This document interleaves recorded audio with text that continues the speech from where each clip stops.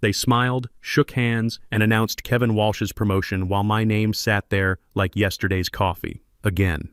After 15 years of pulling their systems out of the fire, training half the engineering team, and being told next quarter every single time, I watched a 29-year-old MBA get handed the director role I'd been chasing for 6 years. That boardroom meeting wasn't just disappointing, it was the moment everything became crystal clear. I'm Jason Mitchell, 48 years old, and I've been Senior Engineering Manager at Innovate Tech Systems long enough to know when I'm being played. What happened next wasn't loud or dramatic, but it made them panic later. And when they came begging, I didn't say yes. Let me back up and give you the full picture. Innovate Tech is a mid-sized technology consulting firm here in Seattle, about 850 employees pulling in around $120 million annually. We handle cloud infrastructure migrations for companies that should have moved their systems years ago, but didn't want to deal with the headache. That's where I come in. Or came in anyway. For the past 15 years, I've been the guy they call when everything's on fire. The Pinnacle financial migration that was 3 weeks behind schedule and bleeding money, I fixed it over a weekend. The Morrison Industries security audit that found 47 critical vulnerabilities, I redesigned their entire network architecture in 2 weeks. Dataflow's system that kept crashing every Black Friday, I built them a load balancing solution that's still running flawlessly 3 years later. I manage a team of 15 senior engineers spread across 3 time zones. My project portfolio is worth $35 million in active contracts. I've trained 12 engineers who've gone on to senior positions. 8 of them got promoted to roles I applied for but didn't get. The math on that started bothering me around year 4, but I kept telling myself it was just timing. Scott Palmer, our VP of Engineering, has been my boss for the past 6 years. Nice enough guy on the surface, but he's got this way of making promises that somehow never materialize. Your turn is coming, Jason. We just need to see how this quarter plays out. The board wants to see a few more wins under your belt. Always something. The conference room was packed that Thursday morning. Glass walls, leather chairs, the usual corporate theater.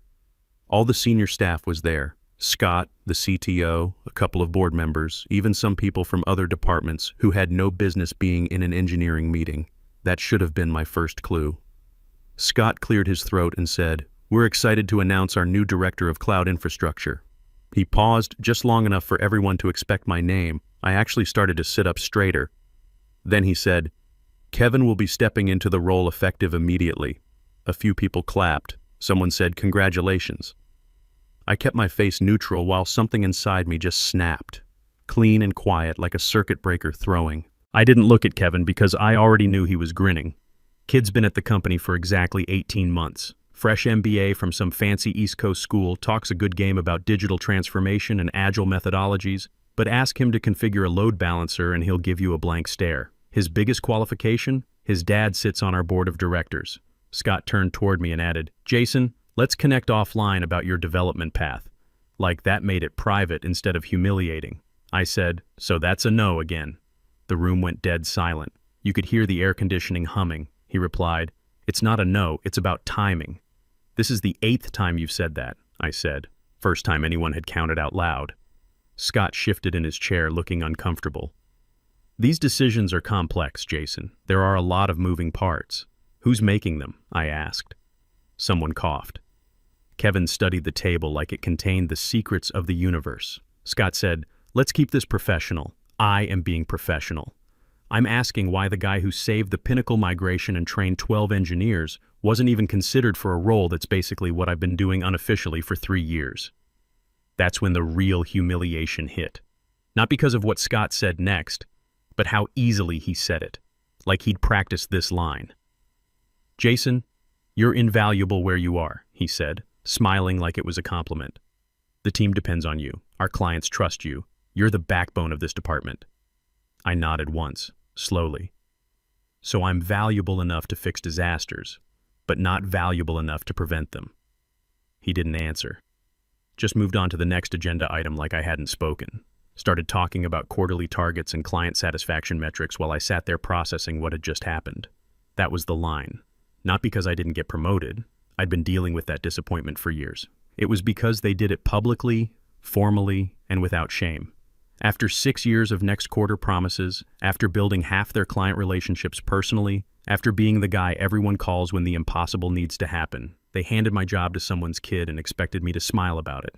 The meeting ended like they always do. Chairs scraping, people avoiding eye contact, Kevin getting pulled aside by leadership while I gathered my laptop and walked back to my desk. A couple of people patted my shoulder and mumbled apologies as I passed. Someone whispered, "I'm sorry," as I walked down the hallway.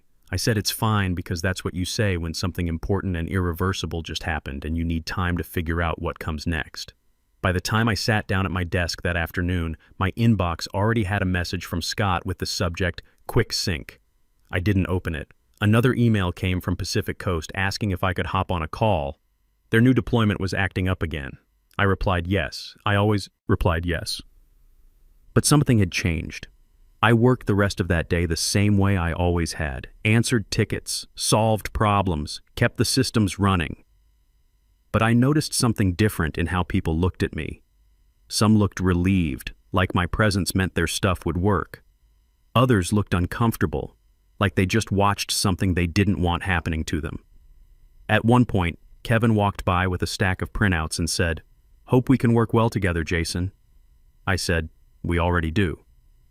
Which was true. What I didn't say was that the decision they made that morning had changed everything. That meeting wasn't about a title, it was a declaration. It told me exactly where I stood, how I was seen, and how far my 15 years of loyalty extended in their eyes. I didn't cry. I didn't argue again. I didn't march into Scott's office asking what I could do better. I closed my laptop, saved my files, and took a breath. Because humiliation sharpens your focus if you let it. By the time I shut down that evening, I knew one thing for certain. I was done waiting. Whatever came next was going to be on my terms. Here's what I realized driving home that night. For 6 years, I'd been playing their game by their rules. Waiting for recognition that was never coming, hoping that if I just worked a little harder, stayed a little later, fixed one more crisis, they'd finally see my value. But they already saw it. They just didn't want to pay for it. Nothing about my behavior changed in a way anyone could point to. That's why nobody noticed what had shifted. I answered the same tickets, joined the same calls, solved the same problems. But I stopped volunteering context. When someone asked how a fix worked, I gave them the solution, not the methodology. When leadership asked if a client issue was resolved, I said yes without adding the background that explained why it would stay resolved. I kept my tone steady and my calendar full, but I let decisions land where they belonged instead of quietly absorbing them myself. Clients kept asking for me by name and I kept showing up, but I started copying fewer people on responses and letting requests come directly instead of through channels that diluted accountability. In meetings, I spoke last or not at all. When I did speak, people listened differently. Funny how that works. The less you say, the more weight your words carry. But the real change was in how I started documenting everything. Not for revenge, I'm not that petty, for clarity. I wanted to understand exactly where my effort was going and who was benefiting from it. I started saving things differently, labeling files with purpose instead of convenience, tracking dependencies like weather patterns, not to control them, but to understand what happens when conditions change. I noticed how often people said the process when they meant me, how often they said we'll circle back when they meant they had no idea what to do next. I didn't correct them. I let the language do its work.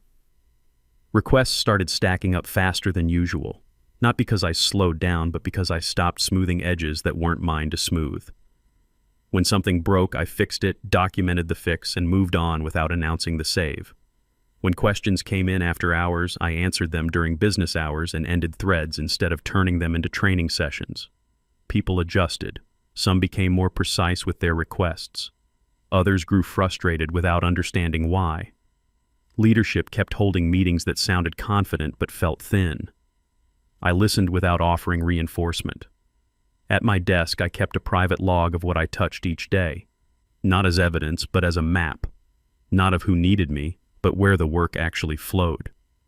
I learned which approvals stalled without my input, which reports stopped making sense without my context, and which client calls ran long when I wasn't framing the problems. The Pacific Coast account was a perfect example. They'd been having intermittent connectivity issues for weeks. Every time their system hiccuped, they'd call the main support line, get transferred around for an hour, and eventually someone would escalate it to me. I'd diagnose it in 10 minutes, implement a fix, and send them a brief explanation. What I started doing was documenting exactly what happened each time: the original call time, how long it took to reach me, what the actual problem was, and how long my fix took. Then I'd note who was supposed to own that type of issue according to our org chart versus who actually solved it. The pattern was embarrassing. Kevin's team was supposed to handle level 3 infrastructure issues. In practice, they'd poke around for a few hours, generate a lot of email traffic, and then quietly ask me to take a look. I'd solve it, they'd send the client update, and everyone moved on like that was normal. None of this required confrontation. It required restraint. The hardest part was resisting the urge to protect outcomes for people who had already decided what I was worth. When misalignments appeared, I flagged them once and let them travel upward instead of quietly fixing them myself. When Kevin took credit for something I'd architected, I didn't interrupt. I just stopped being the safety net underneath his mistakes. The result wasn't chaos. It was visibility. Patterns that had been hidden by my effort began surfacing. Conversations shifted from certainty to questions. I remained professional, available, and focused, which made it hard to accuse me of checking out. I was still doing the work, just not compensating for gaps that weren't acknowledged. By month's end, people treated my availability like a resource instead of an assumption. Leadership started asking for updates that didn't exist in the format they expected. I watched them hunt for clarity in dashboards that had always relied on context I provided in hallway conversations. I said nothing, not out of spite, but out of accuracy. The work was getting done. It just wasn't being translated for them anymore. The first real crack appeared during our monthly client review meeting. Scott was presenting our Q4 metrics to the board, talking about our 94% client satisfaction rate and improved response times. One of the board members asked how we'd achieved those improvements. Scott started talking about process optimization and team efficiency. Then someone asked for specific examples. That's when things got interesting. Scott fumbled through his presentation, mentioning cross-functional collaboration and streamlined workflows. The board member pressed for specifics. Who was responsible for the data flow turnaround? How did we resolve the Morrison security issues so quickly? Scott kept using we and the team without naming anyone. I sat there taking notes, saying nothing. Finally, the board member looked directly at me and asked, "Jason, you've been quiet. What's your perspective on these improvements?" I could have saved Scott right there, could have talked about teamwork and shared success. Instead, I said, "I'd be happy to walk through the technical details of any specific project you'd like to discuss." The room shifted. Scott's face went pale. The board member smiled and said, "Let's start with data flow." I spent the next 20 minutes methodically explaining exactly what had been broken, how I'd diagnosed it, and what I'd implemented to fix it. No ego, no drama, just facts. When I finished, another board member asked about Pinnacle, then Morrison. By the end of the meeting, it was clear to everyone in that room where the actual work was happening. Scott looked like he'd been hit by a truck. That's when I knew things were about to change fast. I didn't wake up one morning deciding to leave. I decided to prepare like leaving was inevitable. Different mindset entirely. First thing I did was stop treating my knowledge like company property and start treating it like a professional asset. I scheduled my days so critical conversations happened in real time instead of being summarized later. Fewer secondhand interpretations, more direct accountability. When Pacific Coast asked for reassurance about their Q1 rollout, I got on the call myself and addressed their concerns plainly. Then I followed up with a brief recap that confirmed decisions without explaining how we got there. That shift changed the dynamic. Clients started looping me in earlier, asking for my read before finalizing decisions, referring to me as the technical lead without anyone correcting them. I didn't encourage it, but I didn't deflect it either. Internally, I started noting which commitments assumed my involvement even when my name wasn't attached. It became obvious quickly that certain timelines banked on my intervention. I also set firmer boundaries around availability, still reasonable, but declining last-minute requests unless they involved revenue or client risk. That forced priorities to reveal themselves. Leadership meetings grew more frantic as Q4 progressed. I watched them chase symptoms instead of causes. I stayed out of it. Outside the office, I took quiet steps. Updated my portfolio with outcomes rather than responsibilities. Before and after states, client feedback, measurable improvements. Had coffee with former colleagues who'd left and asked what they wished they'd done differently. Opened a separate savings account and set a target that removed urgency from any future decision. None of this showed on my calendar. At work, I remained dependable, which made the growing dependence harder to acknowledge. When Scott asked if I could just take a look at something outside my scope, I asked what decision it would support and who owned it. Sometimes he didn't have an answer. The clearest signal came from clients whose contracts were up for renewal. Instead of negotiating through sales, they asked me directly what continuation would look like, as if I were setting the terms. I redirected them appropriately but noted the pattern. It wasn't loyalty to Innovate Tech, it was trust in execution. I also reviewed the agreements tied to my role, not looking for loopholes but understanding constraints. What I found was assumptions instead of protections, habits instead of safeguards. The breaking point came in early December. Kevin's team had been working on a cloud migration for Sterling Industries, a $4.2 million contract that Kevin kept calling his signature project. 3 weeks into the migration, Sterling's entire customer database went offline during peak business hours. Kevin panicked, called an all-hands meeting, brought in consultants, had his team working around the clock. After 18 hours of chaos, Sterling's CEO called our CTO directly and said if this wasn't fixed in the next 6 hours, they were terminating the contract and pursuing legal action. That's when Scott called me at home at 11 p.m. "Jason, I know this isn't your project, but we need you to take a look." I asked what authority Kevin was giving me to make changes to his architecture. "Whatever you need," Scott said. "Just fix it." I fixed it in 2 hours. The problem was basic. They'd misconfigured the database replication settings and didn't have proper failover protocols, stuff any senior engineer should have caught in testing. I documented the fix, sent Sterling a technical summary, and went back to bed. The next morning, Kevin sent an email to the entire leadership team taking credit for the rapid resolution and innovative problem-solving approach. He thanked his team for their collaborative effort and mentioned the importance of learning from challenges. My name wasn't in the email. That afternoon, Sterling's CTO called me directly and said, "Jason, Kevin's team seems to have some gaps. Can you personally oversee the rest of this migration?" I told him he'd need to work with our account management team on resource allocation. He said, "I'm not asking for your team, I'm asking for you. Sterling wants you as technical lead on this project, or we're moving to a different vendor." I forwarded that email to Scott without comment. As weeks passed, I could feel the organization tightening around unresolved issues.